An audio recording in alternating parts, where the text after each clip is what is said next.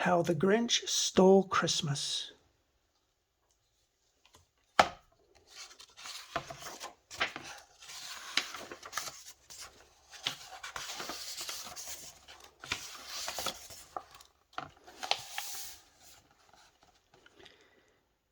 Every Who down in Whoville liked Christmas a lot.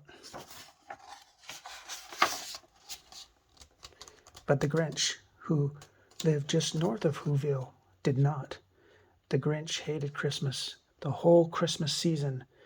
Now please don't ask why. No one quite knows the reason. It could be his head wasn't screwed on just right. It could be perhaps that his shoes were too tight. But I think that the most likely reason of all may have been that his heart was 2 sizes too small.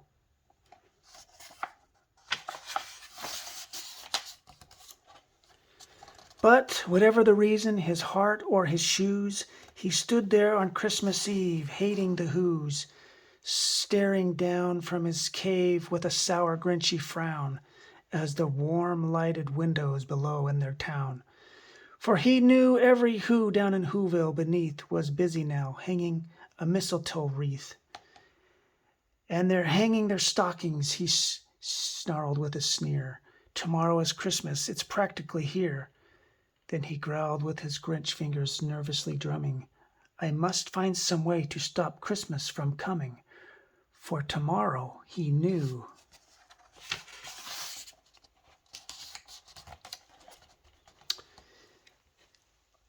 All the Who girls and boys would wake bright and early. They'd rush for their toys. And then, oh the noise, noise, noise, noise. That's one thing he hated, the noise. Noise, noise, noise.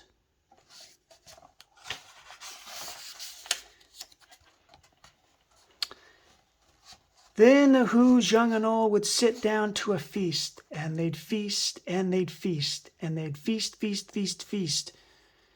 They would feast on Who pudding and rare Who roast beast, which was something the Grinch couldn't stand in the least.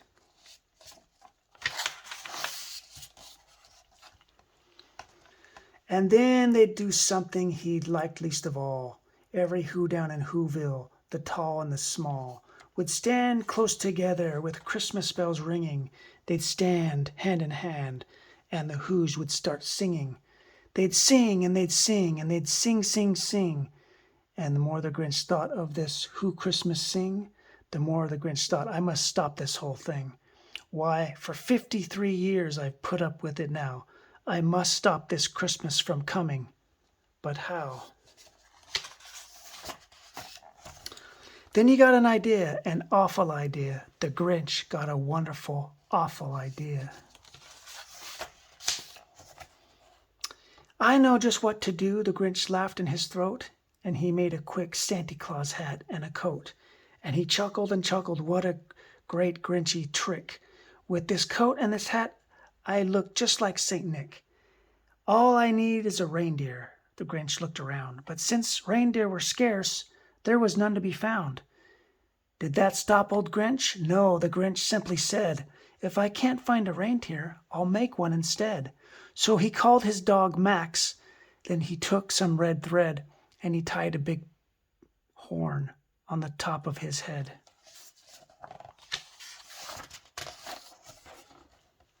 Then he loaded some bags and some old empty sacks on a ramshackle sleigh, and he hitched up old Max. Then the Grinch said, giddy up, and the sleigh started down toward the homes where the Whos lay a snooze in their town. All their windows were dark, quiet snow filled the air. All the Whos were all dreaming sweet dreams without care. When he came to the first little house on the square, this is stop number 1, the old Grinchy Claus hissed, and he climbed to the roof, empty bags in his fist. Then he slid down the chimney, a rather tight pinch. But if Santa could do it, then so could the Grinch. He got stuck only once, for a moment or two, then he stuck his head out of the fireplace flue, where the little Who stockings all hung in a row. These stockings, he grinned, are the first things to go. Then he slithered and slunk, and a smile most unpleasant, around the whole room, and he took every present. Pop guns and bicycles, roller skates, drums, checkerboards, tricycles, popcorn, and plums, and he stuffed them in bags. Then the Grinch, very nimbly, stuffed all the bags, one by one, up the chimney.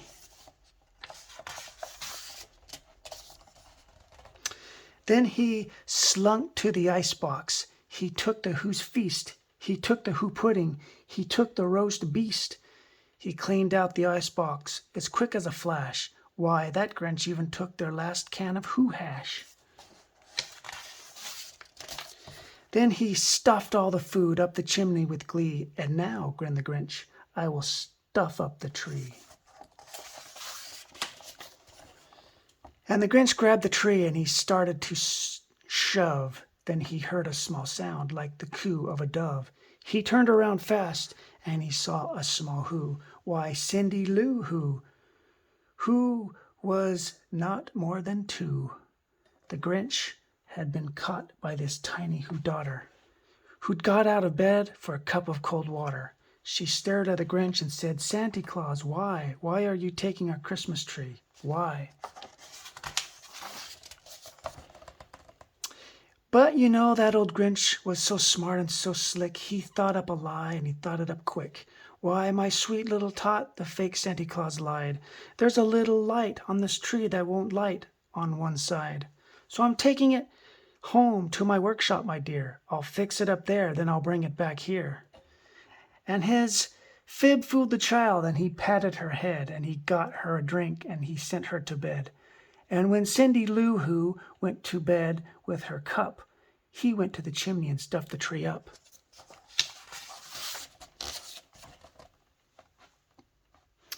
Then the last thing he took was the log for the fire. Then he went up the chimney himself, the old liar. On their walls he left nothing but hooks and some wire. And then one speck of food that he left in the house was a crumb that was even too small for a mouse.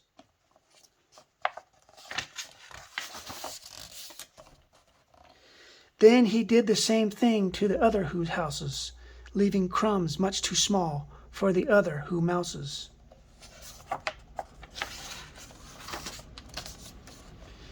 It was 15:15 dawn, all the Who's still abed, all the Who's still a snooze, when he packed up his sled, packed it up with their presents, the ribbons, the wrappings, the tags, and the tinsel, the trimmings, the trappings.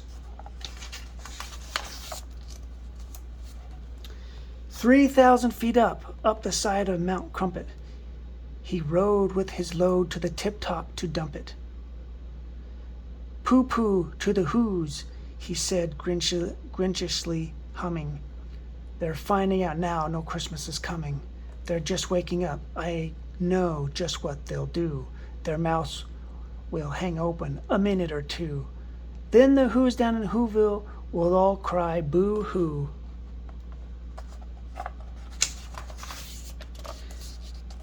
That's a noise, grinned the Grinch, that I simply must hear. So he paused, and the Grinch put his hand to his ear, and he did hear a sound rising over the snow. It started in low, then it started to grow. But the sound wasn't sad. Why, this sound sounded merry. It couldn't be so, but it was merry, very. He stared down at Whoville. The Grinch popped his eyes. Then he shook. What he saw was shocking surprise. Every Who down in Whoville, the tall and the small, was singing without presents at all. He hadn't stopped Christmas from coming. It came. Somehow or other, it came just the same. And the Grinch, with his Grinch feet ice cold in the snow, stood puzzling and puzzling. How could it be so? It came without ribbons. It came without tags. It came without packages, boxes, or bags. And he puzzled 3 hours till his puzzler was sore. Then the Grinch thought of something he hadn't before. Maybe Christmas, he thought, doesn't come from a store. Maybe Christmas, perhaps, means a little bit more. And what happened then? Well, in Whoville they say that the Grinch's small heart grew 3 sizes that day. And the minute his heart didn't feel quite so tight, he whizzed with his load through the bright morning light. And he brought back the toys and the food for the feast, and he himself, the Grinch, carved the roast beast. The end.